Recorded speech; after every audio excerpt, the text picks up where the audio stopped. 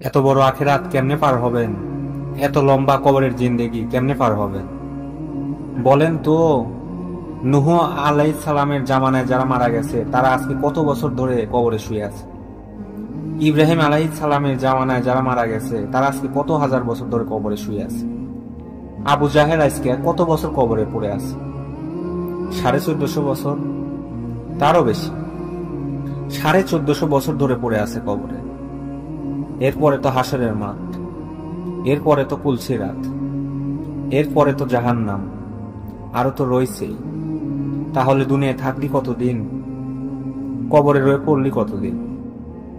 আবু জাহেল দুনিয়াতে ছিল 800 বছর, আব্দুল আহাব দুনিয়াতে ছিল জীবিত ছিল 900 বছর। তো কবরে আছে কত বছর? বাঁচছে কয় বছর? 60 বছর, না হলে 70 বছর, ঠিক কিনা বলেন? তাহলে দুনিয়ায় ছিলি কতদিন, কবরে আসস কতদিন? আচ্ছা, এই কথা এখনই মনে হলো। এরপরে তো সামনেরটি রয়েছেই মিয়া। এখনো তো কিয়ামত আসে নাই, এখনো তো ইসরাফিল সিংহায় ফু দেয় নাই। একবার ফু দিবে, সব কবরে যাবে, আবার ফু দিবে, হাসরের মাঠ কায়েম হবে। আবার হাসরের মাঠের একদিন, খোদার কসম এই কোরআনে আল্লাহ বলছে হাসরের ময়দানের এখন একদিন, প্রতি একটা দিন কয় ঘন্টা? হাসরের একদিন, আল্লাহ বলছে হাসরের একদিন সমান 50,000 বছর। ভাবছেন কত বছর? 50,000 বছর। খামসিনা আলফাক সানা, 50,000 বছর।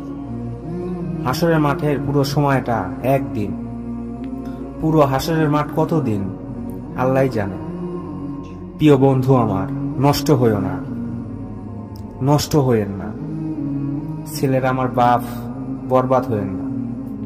মনে করো কেউ বলে নাই, তবুও নষ্ট করো না নিজেরে।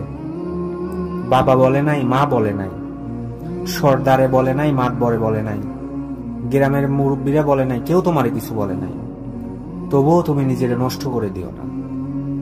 হযরত ইব্রাহিম আলাইহিস সালাম পুরো কম আপন বাপ আপন মাও সবাই মূর্তি পূজা করত।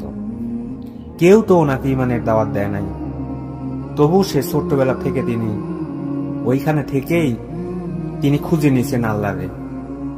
কাকে খুঁজে নিয়েছেন? আল্লাহকে তালাশ করেছে। কওমের লোকেরা বলছে যে তারকা এটা রব। আচ্ছা ঠিক আছে, দেখি তো। কিছুক্ষণ পরে তারকা ডুবে গেছে, রব আবার ডুবে কেমনে? পরের দিন এলাকার লোকেরা বলছে এটাই আমাগো রব। আচ্ছা ঠিক আছে, মেনে নিলাম এটাই আপনাদের রব। দেখি তো। ভোর হতে হতে দেখে চাঁদ নাই।